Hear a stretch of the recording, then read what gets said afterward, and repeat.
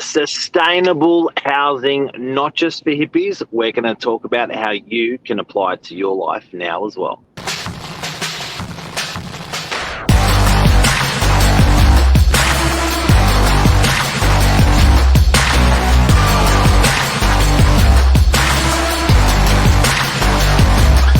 I'm the ringleader, so listen up. Hello. Morning. How are you? Doing very well, thanks. We got Sienna What today. We got rookie Sienna. Hello. Thank you for having me this morning, Mark and Jessica. Oh. I'm super keen to be here. How are you this morning? This is the first live that you've done with us on Morning Minutes. Yes, it Of is. many. First of many. And Jess, how are you? I'm good. You good? No, yeah. It's warm today. What is that? Is it really the sign, or is it fake? Is summer really coming? No, they're baiting us, but still, we can enjoy it. Oh yeah, it's unbelievable. So Jess, sustainable. I don't like this topic. I know. I could tell when we were just talking about it before. But it's a good topic because I think it's the way of the future. More focus on sustainable housing, sustainable living, things you can do in your house to make it better for the environment, better for you, better for the world. It's not going away. No. It's here forever. Yeah, for sure. And I think we were talking about a bit off air about how sustainable you sometimes think more expensive. Like you think of going down the organic aisle in the shops and it's more expensive than the rest of the supermarket. But in terms of housing, sometimes there's more affordable options that are still sustainable. Yeah, it's like gluten-free bread. Yeah. It's not going away. It's not going away. So tell us, what would you recommend to the people watching today of what they could do to be more sustainable with real estate in their homes? You know, this is a really, really, really simple one, but Yeah. people living in units over houses. It's much better, more better for the planet, more sustainable. You're taking off less land. And it's an easy one. And I guess you're sharing services. And if the population, Australians love a big yard. So in Australia, we're notoriously bad for it in comparison to the rest of the planet, for our footprint of how big the space we live on. But if you look at somewhere like Japan, people live in smaller areas, in high density living, better for the planet in doing so. So that's lesson one for sustainable living. And I guess also if you look at a pool as an example, if you have 12 houses, you have 12 pools. If you have 12 units, you can share one pool. Yeah. Gym, all that stuff. For sure. So that's sustainable. Definitely. Sienna, did you have... Well, sustainable home livings and living can be as simple as growing a veggie patch in your own backyard or installing solar panels on your roof. But as we all know, it can be much more than that, which we can jump right into if we like. Mark? Yeah. So you got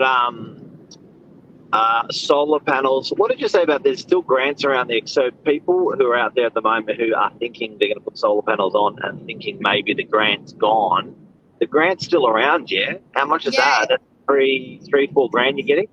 3,700 you can get for solar panel grant.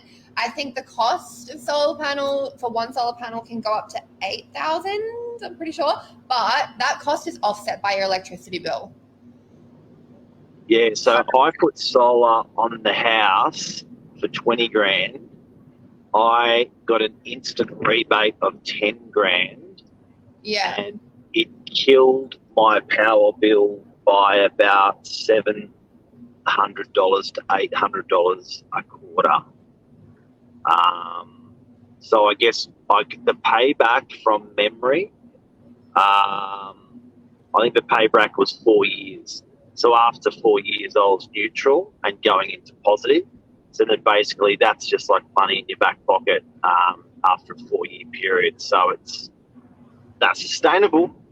The other thing too is the resale potential, because a lot of people, the new buyers, because there's more focus on sustainability, often if a house has, I get asked all the time if a house has solar panels, or if there's a lot more people that are focused on it, so that could be a selling point for your property and add value later on. As well. And even unit blocks, I've noticed unit blocks have common properties, so house lights. For example, when you walk inside a foyer during the day, you turn the lights on, lift, and that sort of stuff. That can be run off solar panels. All unit blocks that generally have massive roofs, and it's a good idea as a body corporate to get together and say, guys, let's invest a little bit up front, and then on the back end, we're going to get payback. But that seems to be the common theme with sustainable, that it's known as expensive, not because it's expensive, but the costs are borne up front and then cheaper on the back end. But people really have a difficulty with upfronting that money. It's even something as small as the reusable straws. Yep. Like on a smaller scale, one of those packs is like $15. A plastic straw is a cent, not even. You get it for free. The upfront cost of that $15, people will say, no, I don't want to do that. But long run, you're actually, it's better off. You're going to not spend as much money continuously buying the packets of plastic straws. So say it again, the straws, as in the steel ones or the permanent ones. Yeah. So it's the same principle with like buying furniture. When we were talking about buying a chair, if you buy the expensive chair, it'll last you a really long time. If you buy the cheap chair, it will last you 2 years. And then you buy another cheap chair, then you buy another cheap chair, buy another cheap chair. The cost at the end. And that's the cost to you personally, dollars, but there's also the cost to the environment, because you're actually producing a lot more chairs, because you're damaging a lot more chairs and buying and throwing out, buying and throwing out, buying and throwing out. So sometimes not only is it less for your back pocket, but it's also less for the environment, because you haven't got as much landfill going in from old chairs. And you have to pay to dispose of them as well. And go and buy them as well. Rock up to the shop, I want that one, or I want that one, or I want that one. It all takes time. So I think that, but how do you shift people's mindset to that, where they appreciate that, they value that, and then they start, making those personal decisions when buying? Where are we seeing it in property? Where are we seeing sustainability in property? Because we've spoken about it now in different parts of our lives. With solar, for example, I guess that's property. How else are you seeing it? We've seen some really cool new house designs. Sienna's looked at some with shipping containers. Yeah, so essentially shipping containers are shipping containers that are essentially formed into houses. It's been been around for maybe 10 years or something, or 20 years maybe. And, it reuses shipping containers that are basically a pile of steel disregarded in ports all around all wide world. So it is a great way to, build houses and also, help the environmental impact. And as a young adult, I think it's really important to get that exposure in our generation, because it will continue over generations. And I think as well with like the materials that are being used in construction, there's a lot, although there's heaps of work to do, there is more of a focus on what's being used. Like we've seen in Melbourne, there's a company that's using hemp to build houses, and the actual benefit is that it has natural pesticides. You never have to do pest treatment, natural insulation, so you save less with your electricity bill. So there's a lot more focus in the construction element of what materials can we use to build houses that are better for the environment. That sounds pretty cool. Yeah. My house is hemp. Well, Natalie and I we did a Morning Minutes a little while ago talking about the 3D printed houses. Even that, sustainable, because there's no, when they're building it, they don't have any wasted materials that they have to dispose of. It's just the house is built with everything they need. Packaging. When I think of houses, I think of packaging because they have an enormous amount of waste that leaves the site because everything comes wrapped, or everything comes, boxed, everything comes palleted and all that sort of stuff. And I think when you're 3D printing a house, which is a really extraordinary concept, but when you're 3D, actually, just to explain quickly what 3D printing is for people that don't know, it's basically, I guess you're pouring the walls in concrete. You're pouring all of the walls and the foundation all from the one concrete pump. So basically, this thing just goes around and does every single part of the building. But I think, a lot less waste as well when you're doing something like that. Yeah, 100%, because instead of the architect, the computer designer that's done it all on their computer, they know exactly what they're building and they just pour it straight into that mold. So there's no waste. Nuts. Yeah. Sustainable, my favourite topic. Anything else we want to cover on sustainable homes and ideas and concepts for people watching? I think it's just the little things in your house that you should be doing. Like, there's so much, all of us are guilty of going and buying so much crap for our houses, for furniture that we don't need, that we get rid of after a year. I think having a bit of a more long-term mindset, saving for a good lounge or saving for a good chair or whatever it is, rather than just buying stuff to fill up the space. It's definitely, when you look at IKEA furniture and the way that we rock in there, rock out of there, and you think that's a great idea, you buy it and chuck it. It's really, even my little toothpaste thing I bought the other day is sustainable. It's getting more out of what you'd normally get. So for anyone watching, what it is, it's like a metal clip you put on the top of your toothpaste and you wind it so that you don't waste any toothpaste in the tube.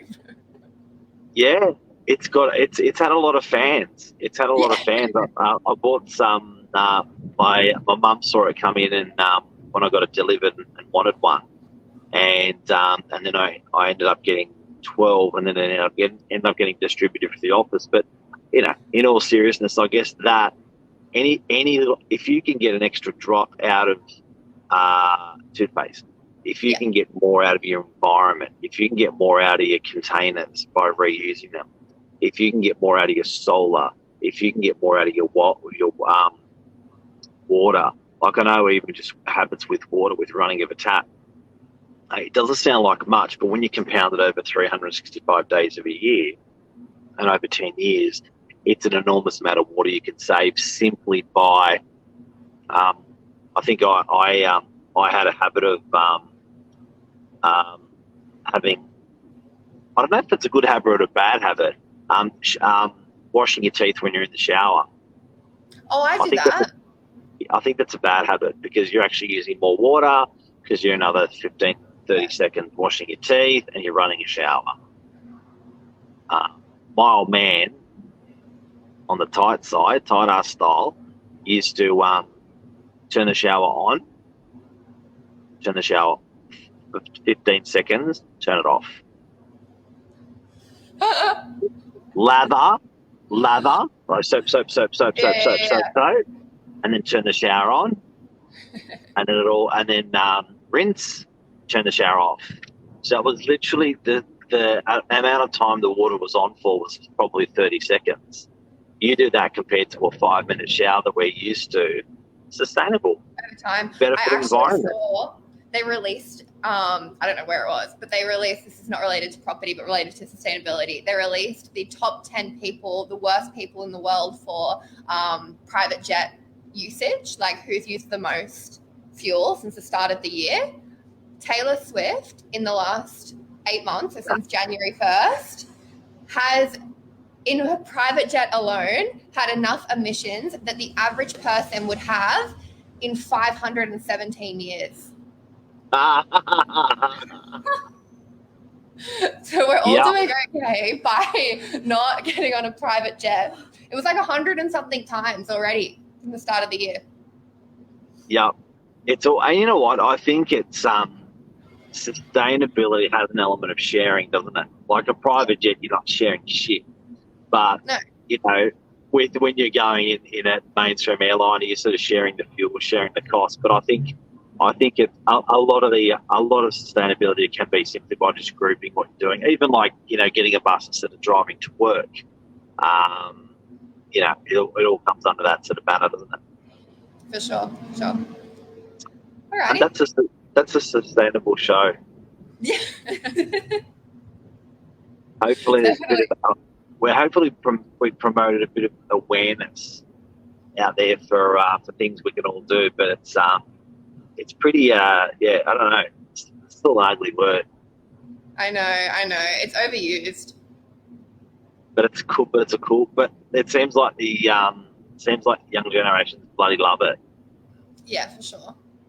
It's a new word. A new word. Well, it is like, you know what I mean? Like, a new use of the word if you look at it. 100%. Yeah. Because growing up, like I was, like there was none. Like going through high school and stuff, sustainable wasn't really a thing at all. And now it's at the forefront of everyone's mind. Like I said, the resale. If your house has sustainable elements, someone that's my age, when they're ready to buy, they'll ask the question. They'll be attracted to it. And before we go on the show, Sienna. Yes. What are you doing Novak? So I'm in property management at the moment. I've only been here for 6 weeks, so it's a bit of a learning curve trying to get my head around and learning everything. I just do the leases, I process applications, and it's mostly just on the computer, answering emails, picking up phone calls, etc., etc. And for people that are out there that are considering getting into real estate, any tips or things you didn't know that you want to tell people? You want to tell everyone? Don't be afraid to get something wrong. You know, No. Real estate, it is a hard job, but if you just put your head down and you really listen and active listen, then you're going to love it. You know, you meet so many great people, and being here in Novax, I met so many people. I've made so many friends. You know, it's great. There you go. Jess, what do you reckon? I like what Sienna said. You learn most when you're uncomfortable. So you got to jump in. Yeah. Got to get Jump in. in. Yeah. Ladies, thank you very much Thank you. Thank you for having the- us. for the sustainable show. Yeah. Stylish, but make it sustainable, guys. That's it. Take care. See you around. Thanks for watching. Bye. Bye.